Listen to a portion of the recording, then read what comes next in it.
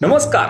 राष्ट्रवादी काँग्रेस शरद पवार गटाचे माजी प्रदेशाध्यक्ष जयंत पाटील यांच्यावर काही दिवसांपूर्वी भाजप आमदार गोपीचंद पडळकर यांनी अत्यंत खालच्या थराला जात टीका केली होती। गोपीचंद पडळकर यांनी जयंत पाटील यांच्या वडिलांविषयी आक्षेपार्ह उद्गार काढले होते। यावरून बराच गदारोळ झाला होता। मुख्यमंत्री देवेंद्र फडणवीस यांनी गोपीचंद पडळकर यांना समजही दिली होती। मात्र त्यानंतरही गोपीचंद पडळकर यांनी जयंत पाटील यांच्यावर जहरी भाषेत टीका सुरूच ठेवली होती। परंतु या सगळ्याला जयंत पाटील यांनी एकदाही समोर येऊन प्रत्युत्तर दिलं नव्हतं। त्यामुळे जयंत पाटील नेमके काय करत आहेत असा प्रश्न राजकीय वर्तुळाला पडला होता। तर याच पार्श्वभूमीवर नुकत्याच ईश्वरपूर येथे आयोजित करण्यात आलेल्या मुलाखतीच्या कार्यक्रमात जयंत पाटील यांनी गोपीचंद पडळकर यांना अप्रत्यक्षपणे उत्तर दिले।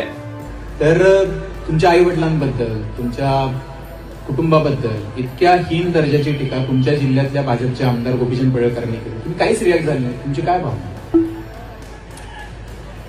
काय कि क्या बड़ा तो सबसे दम बड़ा।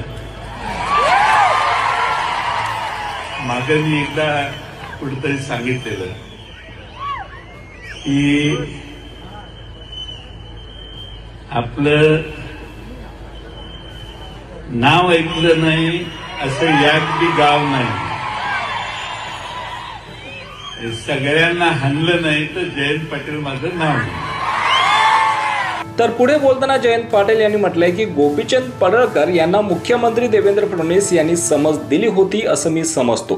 त्यामधून त्यांनी काय बोध घेतला मला माहिती नाही। माझ्या विरोधात सगळ्यांनी मिळून बऱ्याच गोष्टी केल्या, याची चौकशी करा त्याची चौकशी करा असे अनेक जण बोलले। मला काही अडचण नाही, फक्त बोलू नका, माझी चौकशी कराच असं सांगत जयंत पाटील यांनी दंड थोपटले। आता जयंत पाटील यांच्या या वक्तव्यावर गोपीचंद पडळकर हे काय प्रत्युत्तर देणार हे देखील पाहणं महत्त्वाचं ठरणार आहे। याबाबत तुम्हाला काय वाटतं? तुमची प्रतिक्रिया कॉमेंट सेक्शन मध्ये नक्की कळवा। धन्यवाद।